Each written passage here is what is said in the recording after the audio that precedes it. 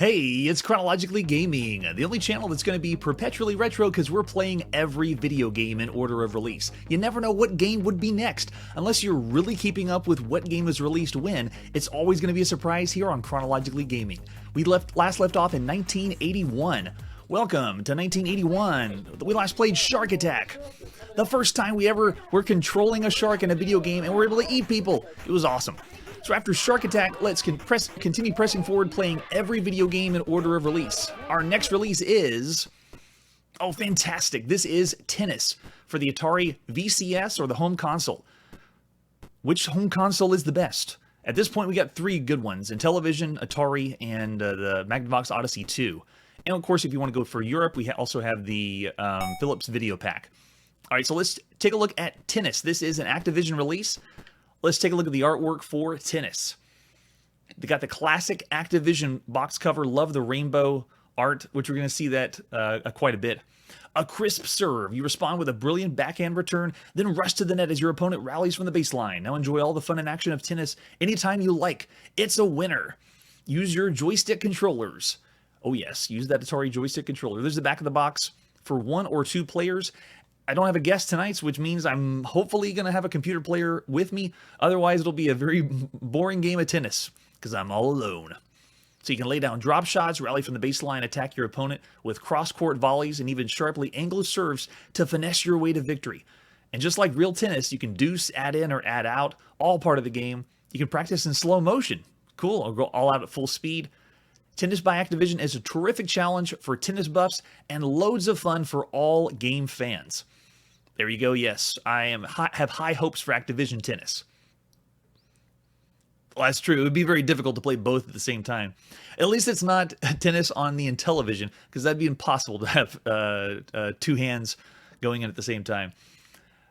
Yeah, so there's our 3D box, and for more artwork, there's our art cartridge, Activision Tennis, conceived and designed by Alan Miller. Way to go, Alan. For joystick controllers, yes, we got game 1, full speed, 1 player versus the Activision computer. Yes, I can play against the computer. Game 2 is for 2 players, and then you can do slow motion against the computer and slow motion for 2 players. So 4 games in total. Very nice. An example of the screenshot for Activision Tennis. Let's take a look at the manual for Tennis. Yes, now you'll never have to wait for the court again with Activision Tennis. Enjoy the challenge and excitement of tennis right in your home TV. Before you start, take a minute and read the important instructions. They always say that. Take a minute and read the instructions. No one ever did back then. Now we take them for granted, and now we have a live stream where someone is reading the manuals because it's just very entertaining and interesting to me. Hook up your video game system. Follow the manufacturer's instructions. Yes, don't plug it in the wrong way. So it says how to plug in, which game to select, and we have 4 different games. Use of the joystick controllers. So it's playing with the 1 joystick, 1 button, the classic Atari controller. Left player controls orange in all games, right player controls blue. And then you can push forward, move back and from the net. In each serve, you can only move left or right. You can move in all directions. To begin play or start a new set, press the game reset. The orange player begins serving each set. Players will change sides. It's like tennis. To serve, use the joystick position on your player and push the red button to serve. And we've seen the other Activision titles where the Atari 2600 is going for simplicity. You pick up, you play it, and it works very well for the most part. And then we've seen on the other side with Intellivision, it's you pick up and then you have to work a little bit because it's more complicated. But it allows you to do so much more on the Intellivision. And so at this point, it's difficult to say which one is the better way to go. It depends on your preference or what you're feeling that day. Do you want to play something with some more depth and more complexity, or do you want to play something where you just sit down and play a good game of tennis? And then we also have for difficulty switches, you can hit, interesting, if it's down, you can do a wide variety of angles, sharp angles, and then you can also, the widest shots are eliminated. So you got an easy difficulty, and then a difficulty where it's allows you to do even wider or harder shots. And then if you look here at the very bottom side, it's a note to Sears Telegame Video Arcade System, because the Sears Atari was a different console, and on the channel we really don't hit on the differences between consoles because, for example, when we get to the Turbo Graphics, we're not going to really discuss the Turbo Express, the handheld turbo system that you put the cards in. because we're just going to be playing the games, and regardless on what system you're playing on, it really won't make as much of a difference. So with Atari, it's the same thing. We're not really discussing every single model, but there is different ones out there, and they have a little note for the Sears Telegame system if you didn't have the original. And then scoring is the same as in tennis. If you don't know scoring, take a look at tennis to get the heads up. But special features is serving and volleying. You can serve from any part of the court, and your first serve is always in. So we played tennis on Intellivision, and they allowed you to have all the options on the keypad of where you want the ball to be placed after you hit it. Very complex. This one, you always make it in. There's nothing to. It's very difficult to make a fault, basically. And when you're volleying, you'll notice that shots don't travel as far when you do if you hit them at the baseline. You'll also be able to hit most sharp angled shots while playing at the net. So you got the orange player, blue player, and then point score at the top, and then it shows you how to place shots. How do you place shots? You can aim and place the ball depending on how you hit it. The angle of your shot is controlled by where you hit the ball on your racket. Okay, so you hit the ball in the center of the racket, your ball will go straight forward. The closer you hit the ball in the edge of the racket, the sharper the angle will be in the direction your racket is facing. But you'll need to be careful. It's easy to attempt a sharply angled shot and miss the ball entirely. There's a wide variety of angles to hit the ball. Experiment. That's pretty cool. So nice that we got different angles for the tennis game. And then once you get the game's basics, we suggest you start off with game 3 or 4, play in slow motion, and then switch the difficulty position down. Then you'll get the feeling of the court, when to rush the net. So they give you some more tips and tricks, which I love that about the manual. And there we go, Alan Miller, the developer of tennis. Another prominent Activision employee, used to work for Atari. Not anymore. Oh, I didn't see the end. I actually wanted to see, did they have anything about badges after Alan Miller? No, okay, it was a blank page, just in case. All right, so for different versions, we have European versions, alternate versions, one that's on a 32-in-1, and then we have Dactar, which is a different company, Petboat, and Starsoft, all different companies that released tennis that was originally done by Activision. This is the first one that we'll be playing, the first release, March 1981. Here it is on your home Atari VCS. Yes, tennis. I'm definitely expecting a more simplistic tennis, not something as crazy as we played before. So right off the bat, if I do game mode A, I'm playing against the computer, which I'm at the top as red, and the blue is down. The Activision computer is playing that one. And you can see I can move left and right. And for the serve, I just come over to the ball, and then boom, we start and we're in.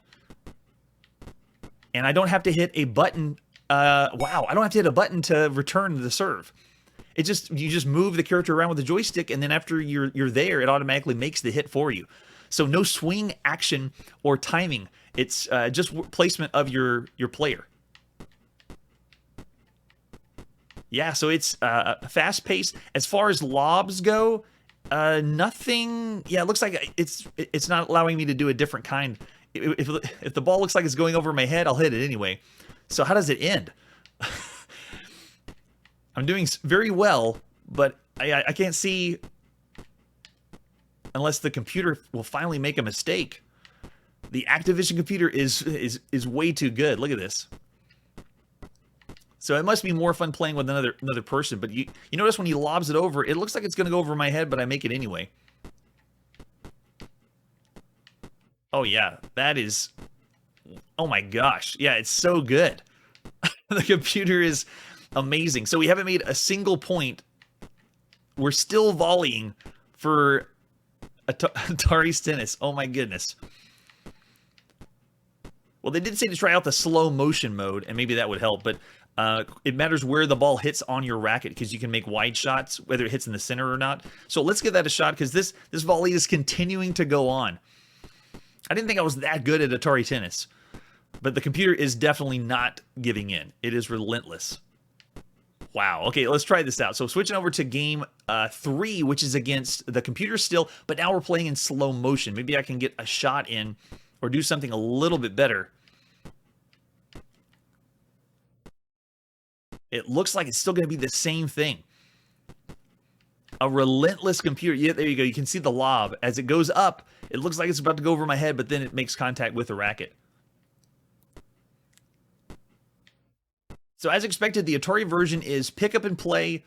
You got tennis right off the bat. You don't need to have anything too complicated to play it, but much more enjoyable with 2 people. And not going to fault that while we're playing single player. because the two-player experience would be different without having a perfect computer. Yeah, I think slow motion is not going to work correctly, or at least let me make a point in. It's a constant volley. You can see we are still 0-0, not able to get a point in because of that computer. It's too good. How do you beat the Activision computer? Oh, I thought I had that one. Still no point. So much more fun to play if you have two people, and we've seen that on the other Atari games as well. Still pretty cool. Yeah, right? This is slow mode that we're on. Still nothing from the computer. Wow. All right, so then we'll have to pretend we're playing with a human and rate it more of this is a really good game to play with two people. But look how far we've come from 1972 with Pong, which I think was advertised as a tennis game, bouncing the ball back and forth, and this is what we have now. Very impressive for the time. So for that one, it is better to play with two people, but still, I'm going to give it, considering everything else we've seen and what we could play on the home console, I still give it to Intellivision as the better tennis game to play. This one, the complexity is almost too less. It needs to have something a little bit more, considering other tennis games. Keep in mind, on the channel, though, we've only seen in total, I think, 4 or 5 tennis games. But we're going to give that one subpar. It's below average for the time, so 2.5 stars for Activision's tennis on Atari. All right, so after 2.5 stars for that, let's move on to our next release. This is Alien Reign for the Apple II. Let's see what it is. What's up with Alien Reign? It's by Broderbund, so it must be good. They're very good, the developers. All right, so here's the artwork for Alien Reign. Looks like on the front of the box it says 1980. Don't know exactly when the release would have been. Distributed by StarCraft. Oh, interesting. StarCraft is a company in Tokyo, it says. At this time, Broderbund was already reaching, it's Norway or Sweden. I forget where they originally came from, but they're already branching into other countries. And that's something that Broderbund was able to get their games played in Japan before a lot of the developers. And so we can see StarCraft distributed this one for him. There's the back of the box. Alien Reign. In brilliantly colored array, the aliens swoop down from all sides in dazzling swift attacks to do battle upon the lone defender. Keyboard or paddle control, the finest example of Atari high-res graphics yet. We'll be the judge of that. America's #1 bestseller. Okay, so maybe it sold well, or it's just marketing. We don't know. Yeah, I think it is. It might be Galaxian type. All right, there's our example of the 5.25 floppy disk. Alien Reign by Broderbund. Yes, yeah, it looks like Galaxian. So we've seen the Apple II version of Pac-Man with Snoggle, and now we'll see the Apple II version of Galaxian. Yeah, no manual for this one, so looks like we're going to need to boot this up this way. Let's see what happens. So it's March 15th, 1981, and this is Alien Reign for our Apple II. Yeah, it looks like we'll have to boot it up the other way. Got different ways we can boot this up with different emulators, as long as we can get it going. Here we go. Does it boot? We'll find out. How does Galaxian run on the Apple II? Does it even run? Oh, it does. After we get jarbled pixels, we never know. Hey, it's doing the same thing Snoggle did. This crazy Starfield. Oh, it's going to flash more and more. But there you go. March 15th, 1981. Programmed by Tony Suzuki, copyright by StarCraft, and there you go, distributed in Tokyo, Japan. So was it released in the United States first and then Japan? But it's our first time playing it on the channel. Oh my gosh, we have a seizure getting the title screen for us. There we go. They have that Broderbund wipe on the Apple II. That was the system to program for at the time. And we got the jarbled pixels. Yes, nice. Alien Reign, 1981. Okay, so on the program itself it's saying 81. So we got different points. How do we start this sucker up? And what are the controls? There we go. Keyboard to play. Looks like space to stop. And A to fire. Okay, let's try it out. So we're doing keyboard.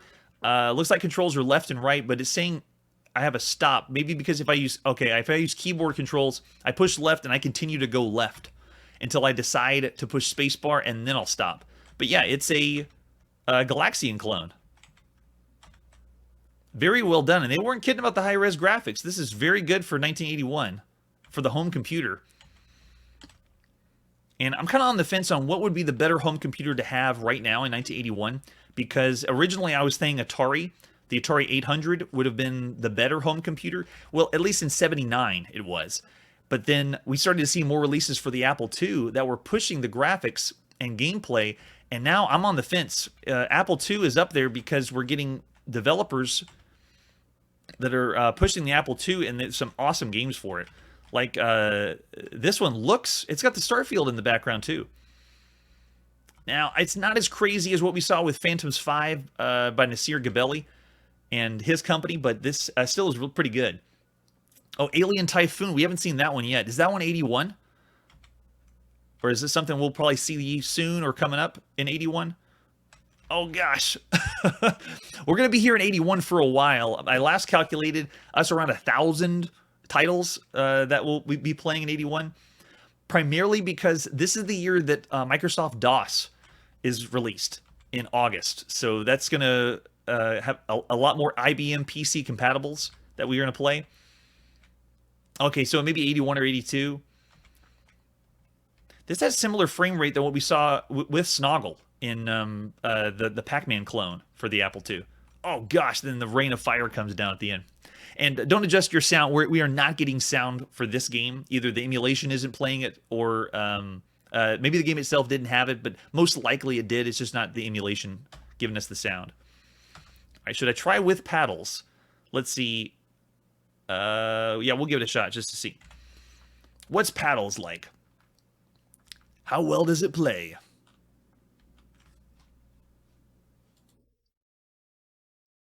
Oh, it's kind of pushing me more. Yeah, it's pushing me more toward the center. So, because the paddle control is a little fine-tuned, but because of the frame rate, you're not really getting precise control with the paddle. Yeah, it still moves at that speed with the paddle. It just feels a little off, considering we're used to paddle control in the Atari with very fine controls, similar with the Coco. So not as good controlling on the paddles.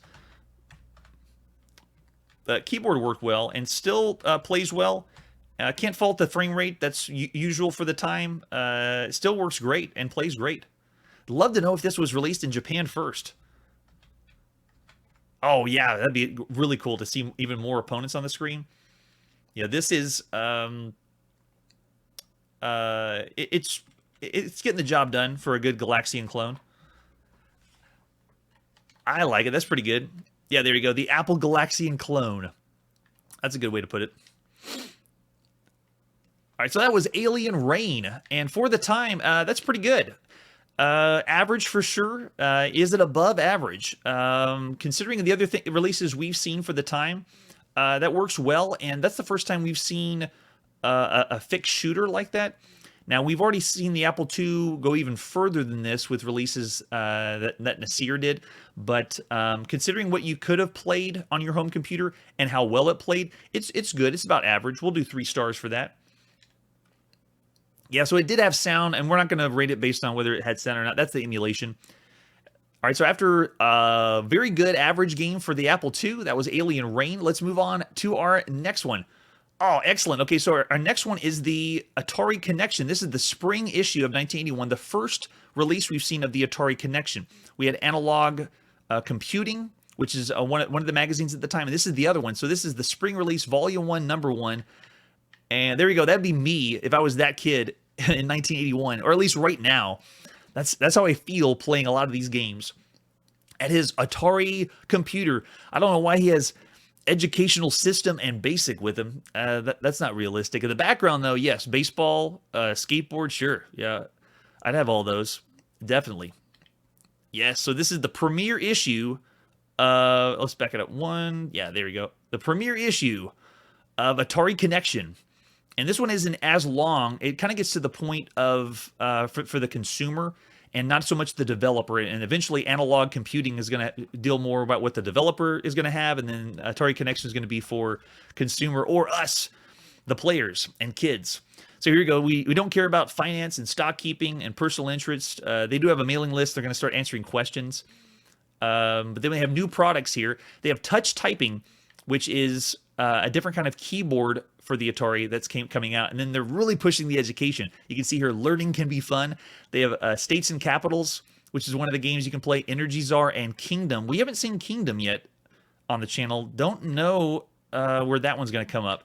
And the other reason I wanted to have these magazines is we're not playing any releases that are beta versions or demos or games that never got fully released. And we're going to see some things in these magazines where they'll showcase a game and hype it, and it's about to come out, and sometimes it may not get released. So we'll keep an eye out for Kingdom and see if we see that. But over here on the bottom left, Biorhythm, we saw that for the, I believe the Intellivision. I can't remember if it's like it, because it's not really a game. It's like an application to read your, what does it say? It plots your biorhythm chart and calculates physical, emotional, and intellectual. So it's not really a game. Not going to give that one anymore. So for other new products, here we go. Space Invaders, which we saw at the end of last year.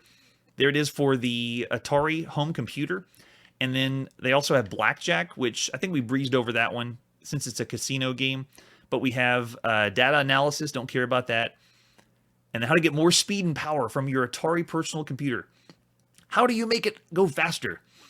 Everyone wants to know that. And here we go. Playing States and Capitals with your dad. That's exactly what it would have been like in 1981. And they have the Atari 800 computer with, looks like the cassette tape. Disc was pretty expensive. I'm surprised they didn't showcase that. Like they wanted to see that. But there we go. They're playing States and Capitals and educational system cassettes. No way, Dad. I want to play some Space Invaders. All right, so on this side, this is some more new products. We have the light pen. If you look on the bottom, they had, for your Atari computer, you could draw with a light pen on the screen for your computer. Not to say this is the only computer that did that, but it's just cool to know that at the time that it was possible for you to do that. And then we have communication capability. Oh, this is great. The next one is using it online, like with a phone. So here we go. The next part is personal use, and there it is. If you look over my shoulder here, that's connecting to CompuServe information services, where you're using the telephone and connecting. It is not necessarily online. It's not necessarily using a network. It's, how do they describe it here? Inexpensive way to transport. Yeah, it's like cable communication linked to the capabilities of your computer. So it's not really online yet. That'd be a little generous at this time to call it that. All right, so electric bill. This is doing your electric bill and finances and using it all on your computer. And this explains how to use the missile graphic. And there's some examples of the pixel art for it. The magazine's going to go into entertainment here on the principles of the missile graphics and how to program for it. So on this column here for the dictionary, it's talking about what the missile is. It's an object. At this point, they didn't use the term sprite because for the Atari home console and the computer, this is what they use for terminology. The missile, the peak, the player, the poke, and then resolution is how many pixels it has. And there's the example of the colors you can display and their address in memory. So, yeah, they're just giving examples of what it would look like to make the airplane. I think that's the airplane from Combat, actually. So, for education, we're just going to breeze through some of these. We got Energy Czar, Video Easel, and then, yeah, there's some kids at school. I would like to know if anybody for Twitch or for YouTube, did you have the Atari computer at school? I know I had Apple II myself, and then I know people had the Commodore 64, but did anybody ever actually have Atari at the computer, or I mean at school? And then here we go. Yeah, this is more on education. This is I guess an interview with someone in 1981 about how they responded to the Atari computer. And then a crossword for the kids, make it fun. Sure, why not? And then a little animation there of at this point, computers still are niche. They're not really they've been pushed to the public, but not everyone has been accepting them yet. The Apple II would be the biggest one as far as selling at this time. But you can see it's a computer. It won't bite, and then it bites them on the hand. So then they have different games. Math can be fun, circle, and how you have to program them in your computer to play. And then we believe in our personal computers here at Apple. And they talk about for businesses. And here we have an example of somebody at a business using their Atari computer. amazing. I can't even imagine programming or using a computer for business at the time. It's crazy. And then we have just, this is a question and answer. Like, if you look at the top left, they're asking, my computer's been sitting undisturbed for a period of time and the television begins cycling through a series of colors. What is that?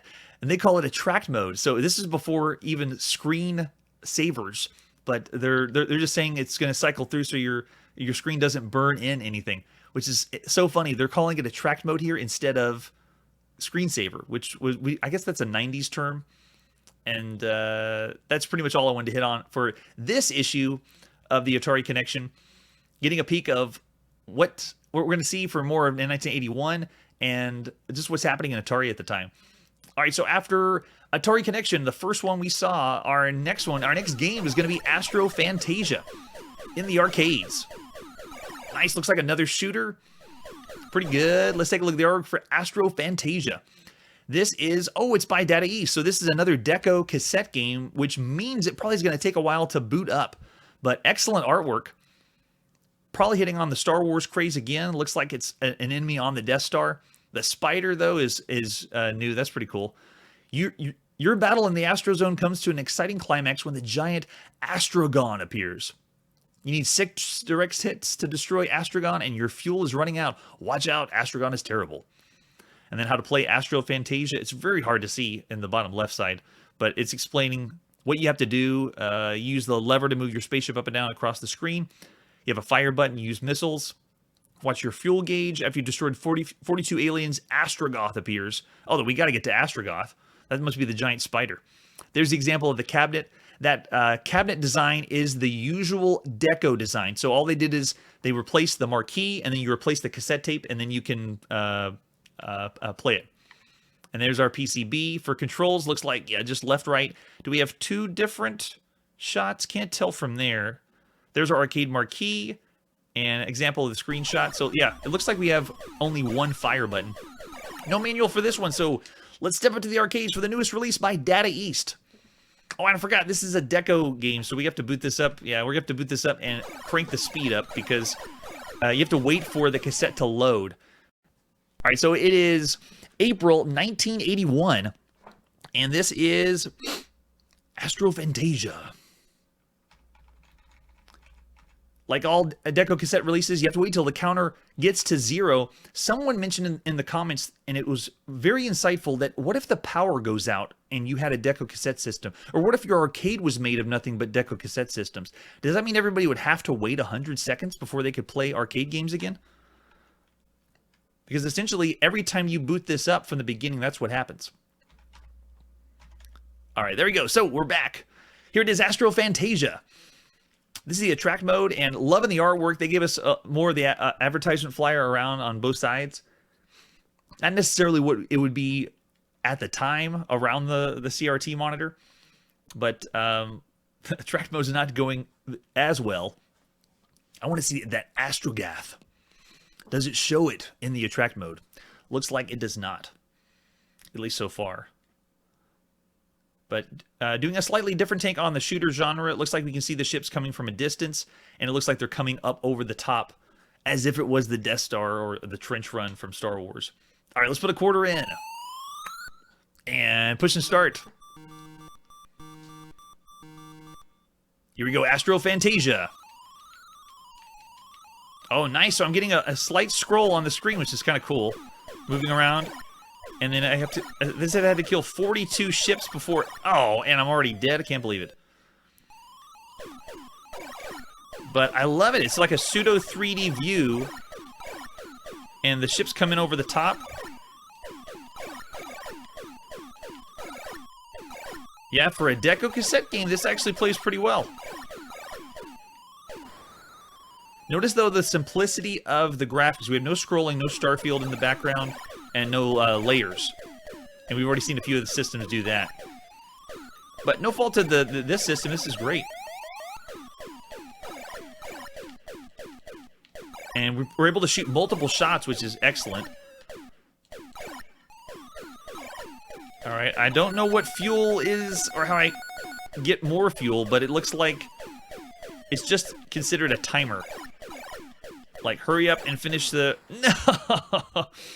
And we were doing so well. Oh, we're still going. Okay, we have more than 3 lives. Usually, the standard's 3, and then you have to put another coin in. So that's nice. Is it 4? Yes, there you go. Player 1, game over. So where is Astrogath the green one then at the top? I was expecting the giants. Where's the giant spiders? We got to have that for Astro Fantasia. All right, let's put another quarter in and push start. And give it another shot. Where's my giant spider? Or maybe it is just at the top. And that's all we get.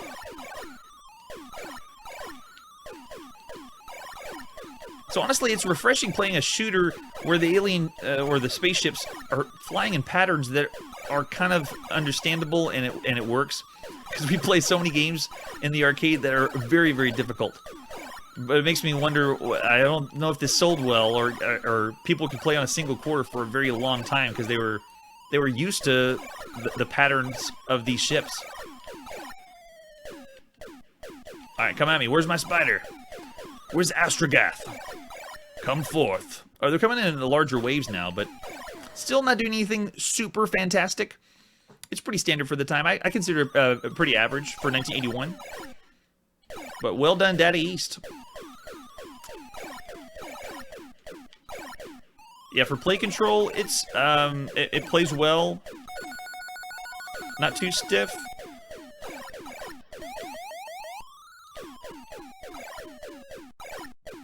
Okay, there we go. Still doing all right, but where's... I had to have killed 42 by now to see Astrogath. Come on, where is he? Or they? And it looks like, yeah, fuel's continuing to run out, and that must be the what it's going to end the game.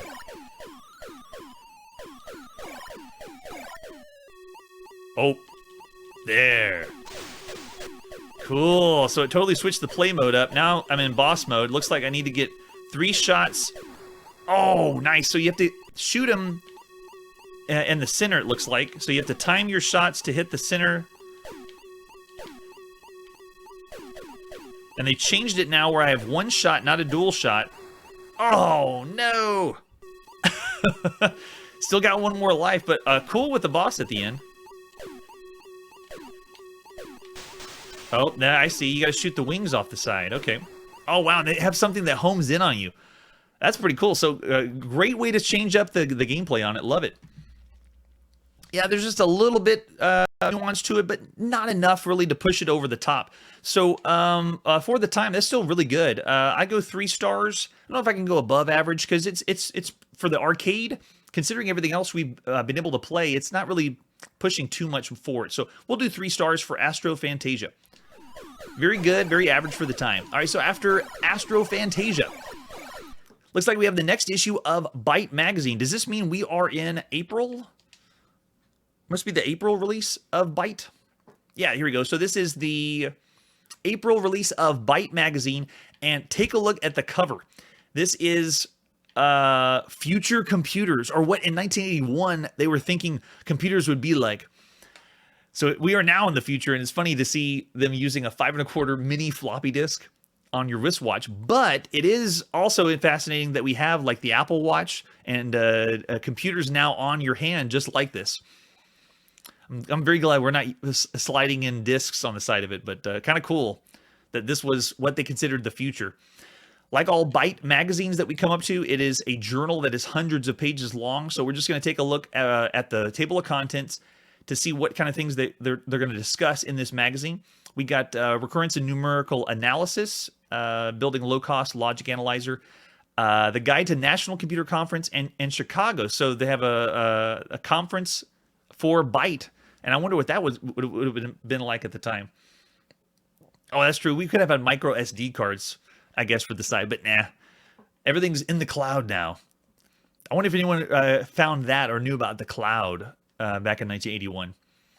All right, then we got programming the game of Go. And if you're not familiar, Go is where we get the term Atari. It's a Chinese board game or strategy game. Build your own Turing machine. That's cool. Closer look at the TI Speak and Spell, Texas Instruments Speak and Spell, which was very, very popular at the time. We're not really considering that a game because it's more of an educational title, but very influential, very popular. Introduction to data compression, which is amazing to talk about data compression in 1981. And then the other thing they have is three-dimensional computer graphics like in the last issue, but part 2, displaying solid objects with lines and surfaces. And at the time, you were able to program three-dimensionally. I'm thinking of Elite in particular, a very early game using 3D graphics. And at this point, we've already seen wireframe graphics in Battlezone as 3D graphics. And so it's already there, and people know we can, they want to do it, but they just don't have the technology to make it a thing or popular yet. At least to what we see nowadays. And then we also have paddles interfacing with modular breadboards. I don't know what that one means. How are you going to interface with breadboards? Oh, not like, not in the kitchen breadboards, but the other one. And then we have reformatting the IBM floppy disks, and then that's just all the things we're going to cover in that issue of BYTE, which means we're now in April of 1981. So pressing forward in April of 1981, our next game is Pleiads.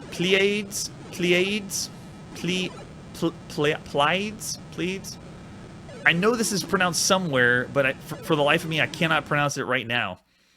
Pleiads. Let's take a look at the artwork for Pleiades. The challenge awaits you. Scramble for the righteous war. No way. This is by Tekken International. This is the Japanese advertisement flyer. Tekken will eventually change their name to Tecmo.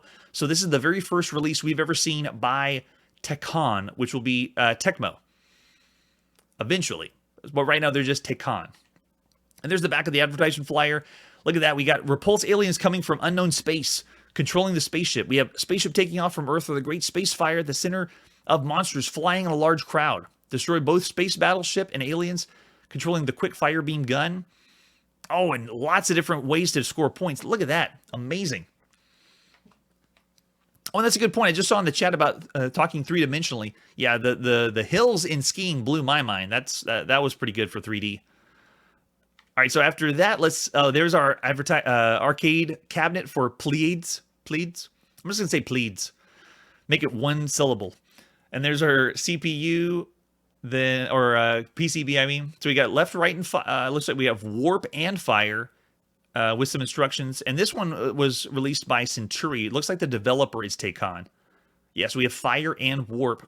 There's the advertisement flyer. Oh, the Japanese one. Nice. I mean, the arcade marquee. So cool. All right, so we got another shooter. Let's take a look at the manual for Pleiads. Here we go. This is distributed by Centuri. The service manual. Does it have anything about the game itself? Introduction. Yes, we got game summary. And making sure you got all your parts whenever you bought Pleiads. The most recent Centuri video game with many interesting visual and audio effects, this game is sure to challenge the most avid player. Each round of play includes 4 different stages with the onset of the melodious background tune. The first stage of play begins. Yes, melodious background tunes. That's what we've been getting since 1980. We haven't got anything like a full score. Anything that has a game that's using nonstop sound, it would be like Pac-Man or Rally X. Rally X did have a little bit of music that was playing in the background, but we haven't actually gotten a score or a game playing full-on music for us yet. Maybe Rally X. I could give it to Rally X as the first one we've seen on the show. So against the backdrop of planets and twinkling stars, the Earth City must be protected from 16 attacking Martians. These Martian attackers have the ability to transform from flying Martians to walking Martians or UFOs. So the enemies are going to transform in front of us, and we have barriers that we have to destroy. The Earth spaceship can be maneuvered left and right. With the warp button, it can be randomly relocated when necessary, kind of like asteroids.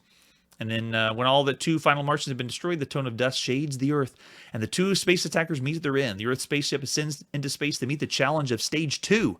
So this is doing what very rare arcade games have done and change up the formula where you're playing one game and then they switch it to a whole nother screen. And they would advertise these as it's a 5-screen game. You know, it's not just one screen like Pac-Man, but it's 5 different screens. And that's the new biggest push that we're going to see in 81, especially in the arcade world. So second stage of play, Earth spaceship encounters 8 space monsters. And then in the third stage of play, you're confronted with Martian spaceship battleship for unseen forces. And there's another stage. With an emergency signal, you return to Earth. Spaceship's now ready, guided to its journey through landing corridor. And, is it going to be a trench run like in Star Wars? You clear flags and maneuver to your arrival target, and then it's like a bonus. Wow, so lots of different screens to play on. That's pretty cool. For Pleiads, for different versions, we got 2 different bootlegs. We have the Centauri version, the Tekan version, and the Capital version. I believe we'll be playing the Tekan version. So here we go. It's April 1981, and this is Pleiads by Tekan, or Pleiads. Nice artwork around the outside. Love it. Oh, this already has a very good presentation and sprite work that's a little bit better than what we've seen in the arcade. Still not hitting the resolution as Defender, but I mean, who can compete with Defender? Nice. Yeah, so it's a fixed shooter. At least the first mode is.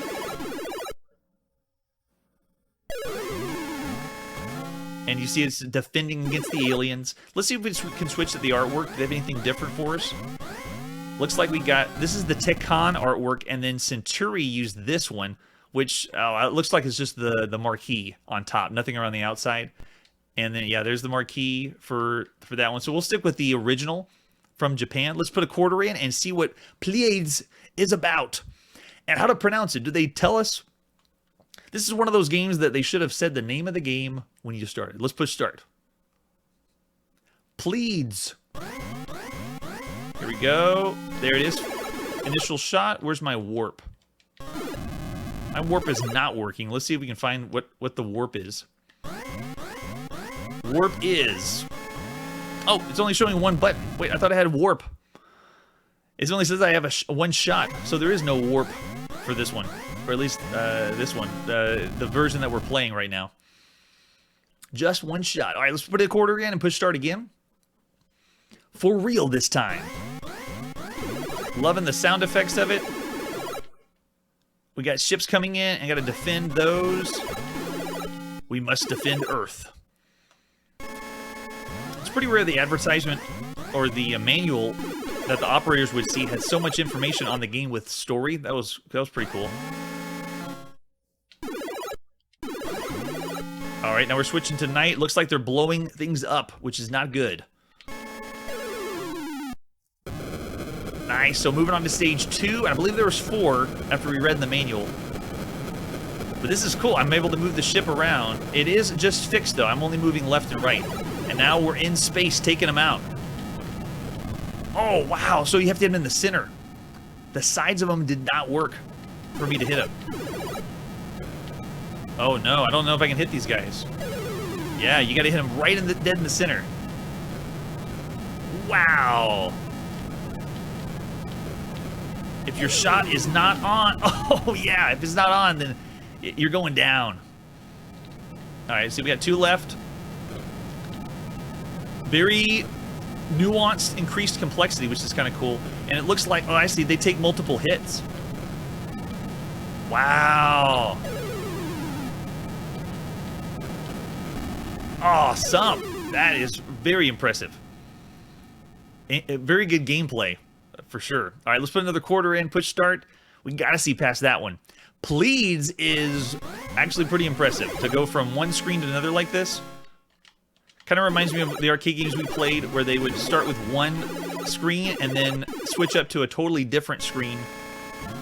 We went from fixed shooter, I believe, to an asteroids game in Killer Comet. Oh, yeah, they're coming in.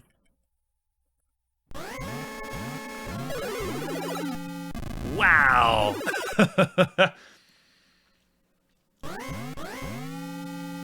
Yeah, never played this one. This is the first time here on Chronologically Gaming. I'm blown away, considering everything else we've seen. Maybe haven't even got to the next stage yet. I'm trying to keep lives up, but not doing so well. Oh. There we go. Now we should move. Yeah, now we move on to stage 2. And now I understand that I gotta hit them multiple times to knock them out. At least when they get larger.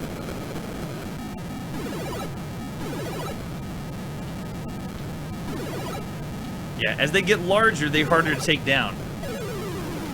Wow, and they fly and they fly into me, so you have to also dodge quickly. Wow.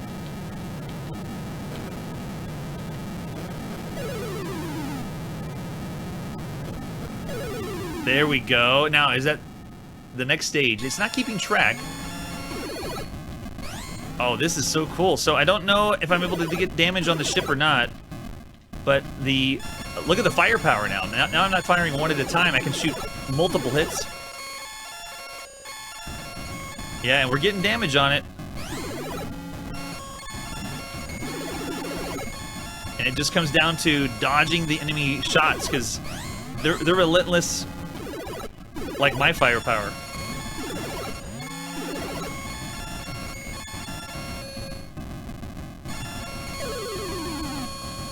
Oh yeah, this is up there. This is up there with the Kamikaze and Phoenix with the boss fight. Okay, so now it's auto driving me to the next area, and it looks like, oh, I'm dodging. So they just changed the play control. I'm slowly moving, and I have to I'm supposed to get that flag, I think, on the right side. But that's all I can do is shoot, but it's changed the way I control. It feels like I'm playing with a paddle control. I don't know if I'm supposed to. Did I do it? I did it. So you make it to the target on the end. It looks like you get bonus points for collecting the flag. So the last stage is almost like you're doing a challenge or bonus stage, which is kind of cool. So it's not really about the shooting. It's the how many points you can get by collecting the flags and then landing your spaceship safely. Really funny because we're years away from Top Gun on the NES, where you have to land your ships safely at the end. So it's funny playing an arcade game where you're guiding your ship in, making sure you land to finish the level. That's awesome. All right, here we go. Oh yeah, not looking good. There's too many on the screen now. Wow, but the rate of fire that you have is pretty cool. Almost like I'm getting vibes from Moon Cresta. Wow, and it's cool because you can't just continue to shoot one wing. You have to shoot different sides of it to make it work.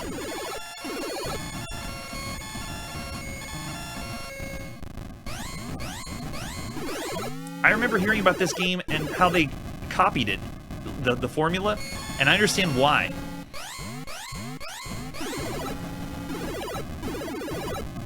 Having all these different game modes and changing the way you shoot and how the game plays is awesome. It keeps it refreshing, that's for sure. Oh yeah, and the boss battle's so fun. Okay, here you go. Now we return to Earth. Let's see if we can collect another flag or get some more bonus points for it. So you can see over on the far left, I'm going to try for that one. Yep. But I can't, I don't know why they're having me shoot. Why give me the ability to fire if... Yeah, there's no reason for me to shoot. Just gotta ease it in. It's so careful. Get it on. Yes! And we have fireworks. Cool, and then it repeats ad nauseum, like every other arcade game at the time. But wow, very cool, very fun game. That was definitely above average, definitely 4 stars. I'd go, considering everything else we've seen for the time, that's very well done. I can go 4.5 stars for Pleiads. Pleiads. Very, very, very good game. That's true. It sounded like it was playing some music, but I don't know for sure. Yeah, we'll go 4.5 stars for Pleiads. Another great rendition or addition to the golden age of arcade games right there. All right, so after that, our next release is, hey, it's Fastgammon. We saw this in the issue of Analog Computing, or was it? Yeah, it was Analog Computing said, Fastgammon's coming. I believe this was 1980 was developed. All right, so let's see how this runs for us, or if it does run for us. The artwork is, looks like it's just, yeah, screenshots. It is backgammon, and the last time we played this was for the Apple II. We have different versions. Yeah, does it run? So this is April 1981. We're playing Fastgammon for the Atari 800. Okay, there you go. It is the, why does it say TI version? Be Texas Instruments? Maybe it was ported over from the Texas Instruments version. But it's essentially backgammon, and we're going to see lots of backgammon. We've already seen board games, and this one in particular, I know for sure there's like 8 of them, for DOS. So this is not the end of backgammon. Here we go. Dice roll, automatic, display speed, average. And then let's do just a normal start. And there we go. So it's going to roll the dice. This presentation looks very familiar to the Apple II. And the Fastgammon game we played, it actually ran very slow. We called it slow gammon. So there you go. It's going for moves. And if you're not familiar with backgammon, you have to move your pieces all the way around the board to the other side, and then you win. So we're not going to play a large game of Fastgammon on the channel, but there it is. That's what it would look like, and how you would play it for your Atari computer. Very cool. So for that release is actually pretty good presentation for the time. So we're going to go for an average 3-star rating for Fastgammon. Not necessarily a cup of tea for most people, considering the other action games you could play, but without having to get all the pieces out to play backgammon yourself, it is ideal. All right, after Fastgammon. That's right, we did it also on the Coco, thanks, when it came out, which, again, we were just getting a taste of what it would look like. So after Fastgammon, oh, excellent. We have another Game & Watch game. This is Lion. What is Lion like? Here's the artwork for the newest Game & Watch. And we've seen in 81, every one of these releases has been the gold version. And this one is no exception. There you go, Lion. It's really cool to see releases like this because this is what's happening in Japan and releasing. The only things we've been seeing have been arcade games and the handheld that Nintendo's doing. And we haven't seen any home computers or consoles yet in Japan. But this year should mark the first one, or first games we'll see for home computer. I don't know about consoles, possibly. All right, so there we go. That is the system itself, how you would boot it up and see all the artwork on the LCD display. 4 buttons on the side, as usual. I think all the Gold Series Game & Watch have the 4 buttons. And here we go. In the palm of our hand. It's April 29th, 1981, and this is Lion on the Nintendo Game & Watch. So like we've done before, whenever you want to play this, you have to know which buttons are which. Do I have option? There we go. So you can see here, I have 2 buttons on the left side, and then 2 buttons on the right side, and you have a time button that keeps track of the time because it's a Game & Watch, and then you have Game A and Game B. So let's try Game A out. What is Lion like? Oh, are we supposed to keep the lions at bay? Yeah, I see. So I have 2 guys on either sides. It's the lion tamers, and I'm just make sure they don't leave the cage. Typical for any Game & Watch game. I really enjoy the background sound effects. It reminds me of all the other LCD handhelds at the time. So this is in April 1981, and this is the newest Nintendo Game & Watch. A really good time waster. It's like the other formulas we've seen. Oh. And one of the lines got out. You just continue to play over and over again. It's a game that you would have in the palm of your hand, made originally by Gunpei Yokoi when you saw someone on a train playing with a calculator. And it's like, you know what, we can do something better than that. And it's true, this is better than playing with a calculator. And this one's trickier. This one has some randomness to it, where the lions aren't... we played a game called Helmet earlier where we could see objects falling and know that something was about to hit the ground. And so you base your player position on when things appear on the screen and know that, oh, okay, I need to move my character here first and then another place next. But this one, it's different. It's random. So this is a different Game & Watch formula. If you wanted to consider handheld 1981 nuance a formula. Yeah, because there's no way to know where see that line at the bottom? I don't know if I didn't know if he's going to go left or right. It's random. And then that one just peeked out. Yeah, we don't know if they're. So that's interesting. I dig that. It's not a monotonous game. It actually has I don't want to say skill, but yep, there you go. Got another miss on me. But the randomness does add a little bit of flavor to it. Oh, yeah, there you go. 3 misses, and we are out. Let's see if Game B does anything different if we do it. All right, so Game B. Oh, wow. Okay, Game B is just 3 lions. So harder difficulty than we've seen that for the other Game & Watches. Game B was just a little bit harder. Or I couldn't tell. At least this one I could figure out. Game B adds 3 lions to lion. Very cool. So that was the newest Game & Watch from 1981. It was April 29th, I believe. And for that was pretty good. I could go above average for Lion. That randomness is different than what we played before for a handheld. So we'll go 3.5 stars. Pretty good for handheld in Japan, at least for the first release of the Game & Watch. All right, so from that, let's see what our next one is. Oh, it looks like it's analog computing. So we'll stop at Lion for tonight on our quest playing every single video game in order of release. And the fun is knowing what's going to be next. How are we going to? What's the next release, or what are we going to see next on the channel? And I'll be joining in with you on the fun of the excitement. What are we going to play next? We will see you next time. Hey everybody, thanks for checking out the channel and joining me on my quest to play every single video game in order of release. We'll be streaming live every weekday at 9 p.m. Central, so join us and let us know if we miss any games along the way. This video would not be possible without RetroArch and Launchbox. Please tell your friends there's some crazy guy out there trying to play every single video game. You can always check out Chronologically Gaming on YouTube, Twitter, Instagram. Chronologically Gaming is the name to look for. We will catch you next time.